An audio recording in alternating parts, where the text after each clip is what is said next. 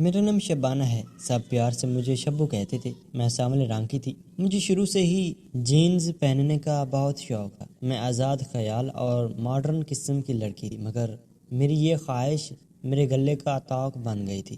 میری شادی کو ابھی زیادہ عرصہ نہیں ہوا جب میرے سسرال والوں نے مجھے گھر سے نکال دیا۔ انہوں نے مجھ پر بہت سارے گندے گندے الزام لگائے جس کا حقیقت سے کوئی تعلق نہ تھا، مگر میرے شوہر کو میرے کردار پر بہت بھروسہ۔ اس نے میرا ہاتھ پکڑا اور مجھے الگ گھر لے کر دیا تھا، مگر میرے سسرال والوں نے میرے شوہر کو اپنی دکان سے نکال دیا۔ میرے شوہر کے پاس اب کوئی اور روزگار نہیں تھا، اس لیے میں نے اسے سعودیہ جانے کا مشورہ دیا تاکہ ہم اپنا ذاتی گھر تو بنا سکیں۔ میں نے اپنا زیور بیچا اور شوہر کے ساتھ سعودیہ آ گئی، لیکن جیسے جیسے دن گزرنے لگے پیسوں کی شدید قلت ہوتی چلی گئی۔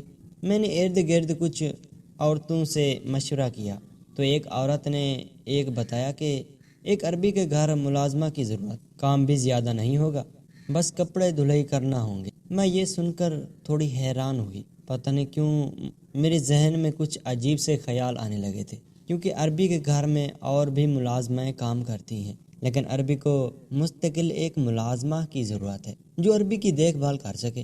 میرے لیے یہ کام بہت آسان تھا، لیکن عربی کا سن کر مجھے تھوڑا ڈر بھی لگ رہا تھا۔ میرے چہرے پر ہر پریشانی کے آثار دیکھتے ہوئے کہنے لگی، گھبراؤ مت، عربی بوڑھا ہے، وہ بیچارہ تو بس سارا دن ایک صوفے پر بیٹھا رہتا ہے۔ اس کی بیوی کچھ عرصہ ہوا فوت ہو گئی، ایک تو اب اس کی عمر بھی کافی زیادہ ہو گئی ہے، دوسرا اب اس عمر میں کون اس سے شادی کرے گا؟ آگے تمہاری مرضی۔ اگلے روز میں اس پڑوسن کے پاس دوبارہ گئی اور اس سے عربی کے گھر چلنے کو۔ وہ عربی تو بہت اچھا انسان تھا، اس نے میری تنخواہ بھی اچھی رکھی تھی۔ جب میں نے اپنے شوہر کو اس نوکری کے بارے میں بتایا تو بہت خوش ہوا، کہنے لگا اگر ہم مل کر دونوں محنت کریں گے تو گھر کے خرچے کے علاوہ کچھ پیسے بھی جمع ہو جائیں گے۔ میں بھی دن بھر فارغ ہی ہوتی، اس لیے گھر کے سارے کام صبح ہی نپٹا کر میں اس عربی کے گھر چلی جاتی۔ گھر کی باقی ملازمائیں اس عربی کے گھر چلی جاتی، گھر کی باقی ملازمائیں تھوڑا بہت اس پر توجہ دیتی تھی۔ میں نے عربی کے حالات دیکھتے ہوئے اس کے گھر کی ساری ذمہ داری اٹھا۔ میں صبح 12 بجے سے لے کر شام 8 بجے تک اس عربی کے گھر پر ہی رہتی تھی۔ مجھے حیرت ہوتی تھی کہ عربی کس قدر نرم دل انسان۔ وہ ملازمین کے ساتھ بہت پیار سے پیش آتا تھا، مگر گھر کی دیگر ملازمائیں اب مجھ سے خار کھانے لگی تھی، کیونکہ عربی میرا بہت خیال رکھتا تھا۔ میں چونکہ اس گھر میں نئی آئی تھی، اگر کوئی ذرا سا بھی کام خراب ہو جاتا تو وہ ملازمائیں فوراً عربی کے کان میں جا کر بات ڈال دیتی، مگر عربی ان کو خاموش کروا دیتی۔ وہ عربی میری بہت عزت کرتا تھا، جس سے دوسری ملازمیں مجھ سے جلتی تھی۔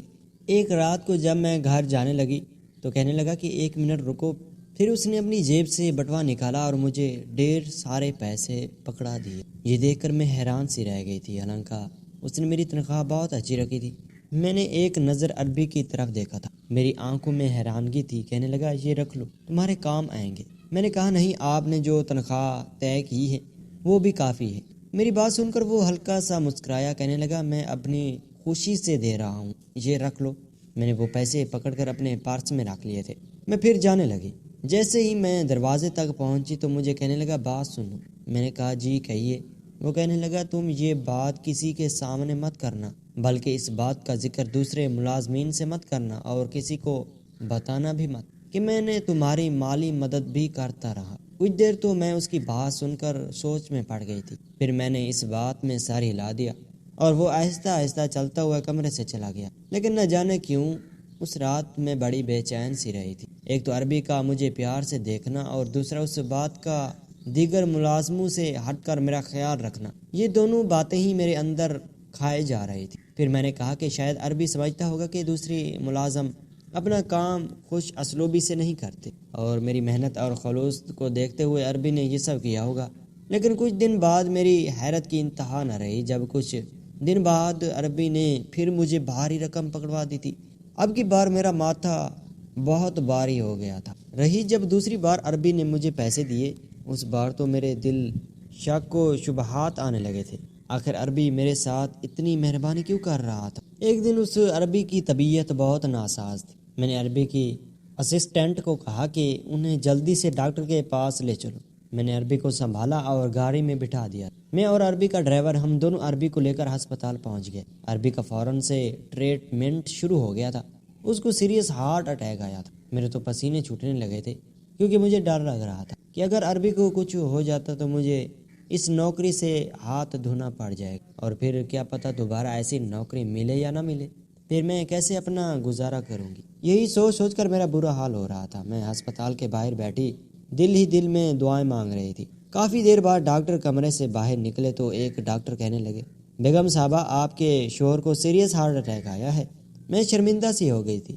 اب میں اسے کیا بتاتی کہ میں اس کی ملازمہ ہوں، میں اس کی بیگم تھوڑی ہوں۔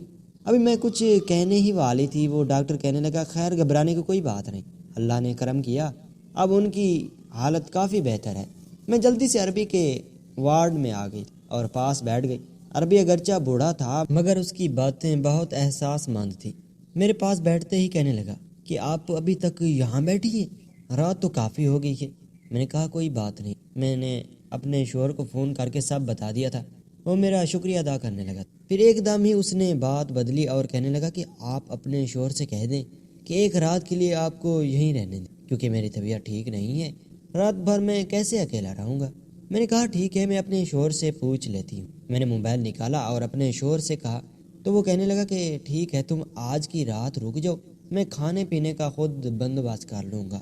رات بھر میں اس کے پاس ہاسپٹل بھی رک گئی۔ اگلے دن اس کی طبیعت کافی حد تک سنبھل چکی تھی۔ پھر میں جب واپس جانے لگی تو عربی نے مجھے کچھ پیسے نکال کر پکڑا دیے۔ میں نے کہا کہ یہ آپ کیوں دے رہے ہیں؟ وہ کہنے لگے، آپ نے میری اتنی خدمت جو کی ہے، مشکل وقت میں سنبھالا ہے، آپ کا حق بنتا ہے۔ اگلے روز جب میں کام پر آئی تو میں نے دیکھا کہ عربی پریشان بیٹھا تھا۔ معلوم کرنے پر پتہ چلا کہ اس کی جو عربی کے گھر کھانا بناتی تھی وہ کام چھوڑ کر جا چکی تھی۔ اسی بات کو لے کر عربی نڈھال ہوا بیٹھا تھا۔ اب فوری گھر میں کچن سنبھالنے کے لیے وہ ملازمہ کدھر سے لائے؟ میں یہ سن کر تو خاموش ہو گئی تھی، کیونکہ میں مزید عربی کے گھر کے کسی کام کی ذمہ داری نہیں لینا چاہتی۔ عربی میری تنخواہ التجائیاً نظروں سے دیکھ رہا۔ میں جانتی تھی کہ وہ کیا چاہتا، لیکن میرا اپنا گھر تھا، شوہر تھا، میں اپنا گھر سنبھالتی یا عربی کے سارے گھر کی ذمہ داری لیتی، میرے لیے بہت مشکل ہوتا چلا جا رہا تھا۔ خیر میں نے کچن میں جا کر عربی کے لیے ناشتہ بنانے لگی۔ عربی کا چہرہ خوشی سے دیکھنے کے لائق تھا۔ میں نے دن بھر اپنا کام کیا اور شام کو گھر واپس آ گئی۔ جب میں یہ بات اپنے شوہر کو بتائی تو شوہر کہنے لگا کہ یہ آپ نوکری چھوڑ دو، کوئی ضرورت نہیں ہے اس عربی کے پاس جانے کی۔ مجھ کو بہت غصہ آنے لگا تھا۔ کتنے آرام سے شوہر نوکری چھوڑنے کا کہہ رہا، جو خود تو 2 وقت کی روٹی بھی نہیں دے سکتا تھا۔ میں نے اپنے شوہر کو بہت گالی گلوچ دی تھی، خوب پیٹا تھا۔ میں آپ کی وجہ سے اپنا گھر خراب نہیں کر سکتی۔ اس سے پہلے کہ وہ اور کچھ کہتا میں نے فون ہی بند کر دیا۔ شام کو شوہر گھر آیا تو اس کا موڈ پہلے سے ہی خراب تھا۔ میں نے شوہر کو کھانا دیا اور ہم لوگ سونے کے لیے لیٹ گئے، لیکن میرے دل میں بار بار ایک ہی سوال جنم لے رہا تھا کہ مجھے اس عربی کے پاس چلے جانا چاہیے، کیونکہ اس عربی کے پاس بہت دولت تھی اور میرا شوہر تو گھر کا کرایہ بھی نہیں دے پا۔ میں ایسی زندگی سے تنگ آ چکی تھی، بار بار ایک ہی بات سنتی آ رہی تھی۔ شوہر تو رات کو خراٹے لے رہا، ساری رات میری طبیعت خراب رہی، میں گھبراتی رہی اور میں ادھر ادھر سے ٹہلتی رہی، نہ جانے کس پیر میری آنکھ لگ گئی تھی۔ صبح شوہر نے اٹھایا تو میں نے کہا کہ وہ کچن میں جا کر خود ہی ناشتہ بنا لے، کیونکہ رات جاگنے کی وجہ سے میری طبیعت بوجھل ہو رہی تھی۔ 12 بجے کے قریب میں سو کر اٹھی۔ شوہر کام پر جا چکا تھا۔ میں تیار ہوئی اور ناشتہ کر کے عربی کے گھر کی طرف چل پڑی تھی۔ وہاں پہنچی تو پتہ چلا کہ عربی ابھی تک ہسپتال میں ہی ہے۔ میں نے ٹیکسی پکڑی اور ہسپتال پہنچ گئی۔ عربی کو ڈرپ لگی ہوئی تھی۔ مجھے دیکھتے ہی اس نے میرا ہاتھ پکڑ کر پاس بٹھا لیا۔ پہلی بار عربی نے میرا ہاتھ پکڑا۔ پہلے تو مجھے سمجھ نہیں آ رہا تھا کہ اس نے میرا ہاتھ کیوں پکڑا تھا، اس لیے میں نے اپنا دوسرا ہاتھ بھی اس کے ہاتھ میں دے دیا۔ عربی کی آنکھوں سے آنسو نکل پڑے۔ عربی سچ میں دکھی تھا۔ اس بھری دنیا میں وہ اکیلا تھا۔ بے شک عربی کے پاس بہت دولت تھی، مگر وہ پیار کو ترسا ہوا تھا۔ عربی کو پھر سے دورہ پڑ گیا۔ میں بھاگ کر باہر نکلی اور زور زور سے ڈاکٹر ڈاکٹر چلانے لگی۔ ڈاکٹر نے مجھے کمرے سے باہر نکال دیا۔ میں باہر اب پریشان بیٹھی تھی۔ کافی دیر بعد عربی کی حالت سنبھل چکی تھی۔ عربی آج پھر سے فرمائش کرنے لگا کہ میرے پاس رک جاؤ۔ میں نے شوہر کو فون کیا اور عربی کی حالت کے بارے میں بتانے لگا۔ کہنے لگا بھاڑ میں جاؤ تم اور تمہارا عربی، یہ کہہ کر اس نے فون ہی بند کر دیا۔ میں نے پھر عربی سے اجازت لی اور اپنے گھر چل پڑی، کیونکہ مجھے اپنے شوہر کا پورا پتہ تھا۔ گھر پہنچی تو میرے تو ہوش ہی اڑ گئے تھے۔ میرا شوہر اپنے دفتر کی ایک لڑکی کو لے کر بیڈ پر لیٹا ہوا تھا۔ مجھے دیکھتے ہی میرا شوہر گھبرا کر کھڑا ہو گیا، مگر وہ لڑکی آرام سے میرے بیڈ پر لیٹی رہی۔ میں نے شوہر سے پوچھا یہ کون ہے؟ تو کہنے لگا میں اس کی ہونے والی بیوی ہوں۔ میں نے شوہر کی طرف دیکھا تو اس نے ہاں میں سر ہلایا۔ کہنے لگا میں اس کے آفس میں ہی کام کرتا ہوں اور یہ مجھ سے شادی کرنا چاہتی ہے اور میں شادی کے بعد مستقل اس کے گھر پر ہی شفٹ ہو جاؤں۔ تمہارا جو دل ہے تم کرو۔ میں ساری کہانی سمجھ چکی تھی۔ شوہر نے پیسے کی لالچ میں اس کو پھنسا لیا تھا۔ میں خود کو کوسنے لگی۔ کل تک جس کے سہارے میں اپنا سب کچھ چھوڑ کر اس کی مدد کر رہی تھی، کتنے آرام سے اس نے مجھے مکھن سے بال کی طرح نکال کر ایک سائیڈ پر رکھ دیا تھا۔ میں نے اپنا چند ضروری سامان وہاں سے اٹھایا اور واپس عربی کے گھر آ گئی تھی۔ میں نے عربی کو ساری کہانی سنا دی۔ عربی کہنے لگا پریشان مت ہو، تم کیا چاہتی ہو؟ میں خاموش ہو گئی تھی کیونکہ مجھے کچھ سمجھ نہیں آ رہا تھا۔ اگلے کچھ دن بعد میں نے اپنے شوہر سے طلاق لے لی اور عربی کے گھر پر شفٹ ہو گئی۔ عربی کو جب اس بات کا پتہ چلا، پتہ نہیں کیوں عربی بہت خوش تھا، کیونکہ جو چاہتا تھا وہ پورا ہونے جا رہا تھا۔ شاید میری قسمت میں ایسا ہی لکھا تھا۔ کچھ ماہ بعد عربی کا مسلسل علاج چلتا رہا اور عربی بالکل صحت یاب ہو گیا تھا۔ اور پھر ایک روز عربی نے مجھ سے شادی کی خواہش کی۔ میرے پاس بھی اب کوئی ٹھکانہ نہ تھا، اس لیے خاموشی سے اپنی رضامندی کا اظہار کر دیا۔ شادی نہایت دھوم دھام سے ہو گئی تھی، کیونکہ وہ میری خوبصورتی پر تو پہلے ہی مار مٹا تھا۔ میں دلہن بنی کسی شہزادی سے کام نہیں لگ رہی تھی۔ شادی کی پہلی رات عربی نے مجھے ڈائمنڈ ہار کا تحفہ دیا، جو میں نے کبھی خواب میں بھی نہیں دیکھا تھا، اور پھر وہ رات میری زندگی کی یادگار بن گئی تھی۔ اگلی صبح میں نے سارے پرانے ملازمین کی چھٹی کروا دی اور نئے ملازموں کو بھرتی کروا دیا، کیونکہ میں نہیں چاہتی تھی کہ پرانی یادیں میرے ساتھ چمٹی رہیں۔ آج میں عربی کے ساتھ خوش و خرم زندگی گزار رہی ہوں۔ ناظرین، اس طرح کی پیاری ویڈیوز دیکھنے کے لیے یونس اسٹوری ٹی وی چینل کو ضرور سبسکرائب کریں۔ شکریہ۔